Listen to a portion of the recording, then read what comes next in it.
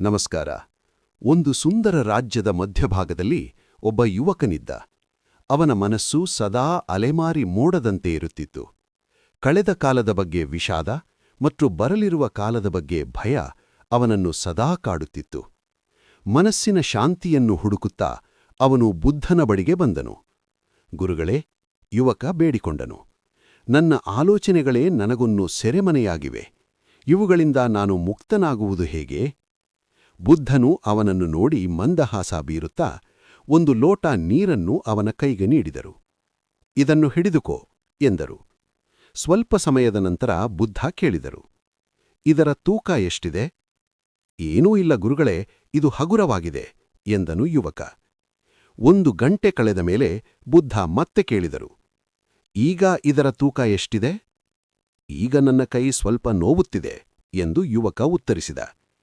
ಸೂರ್ಯ ಮುಳುಗುವ ಹೊತ್ತಿಗೆ ಯುವಕನ ಕೈ ನೋವಿನಿಂದ ಮರಗಟ್ಟಿತ್ತು. ಗುರುಗಳೇ, ಇದು ಅಸಹನೀಯವಾಗಿದೆ ಎಂದು ಕೂಗಿದನು. ಬುದ್ಧ ನಗುತ್ತಾ ಹೇಳಿದರು, ಲೋಟದ ತೂಕ ಬದಲಾಗಿಲ್ಲ, ಆದರೆ ನೀನದನ್ನು ಎಷ್ಟು ಹೆಚ್ಚು ಸಮಯ ಹಿಡಿದಿಟ್ಟುಕೊಳ್ಳುತ್ತೀಯೋ ಅದು ಅಷ್ಟು ಭಾರವಾಗುತ್ತಾ ಹೋಗುತ್ತದೆ. ನಿನ್ನ ಆಲೋಚನೆಗಳೂ ಅಷ್ಟೇ. ಒಂದು ಕ್ಷಣ ಯೋಚಿಸಿದರೆ ಅದು ಏನೂ ಅಲ್ಲ, ಆದರೆ ದಿನವಿಡೀ ಅದರ ಬಗ್ಗೆಯೇ ಯೋಚಿಸುತ್ತಿದ್ದರೆ ಅದು ನಿನ್ನನ್ನು ಕುಂದಿಸುತ್ತದೆ. ಆ ಲೋಟವನ್ನು ಕೆಳಗಿಡು. ಈ ಪಾಠ ಸರಳ, ಆದರೆ ಆಳವಾದದ್ದು.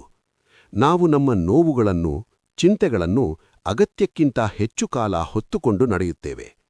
ಜ್ಞಾನೋದಯ ಎಂದರೆ ಆಲೋಚನೆಗಳೇ ಇಲ್ಲದಿರುವುದಲ್ಲ, ಬದಲಾಗಿ ಯಾವ ಆಲೋಚನೆಯನ್ನು ಯಾವಾಗ ಕೈಬಿಡಬೇಕು ಎಂದು ತಿಳಿಯುವುದು.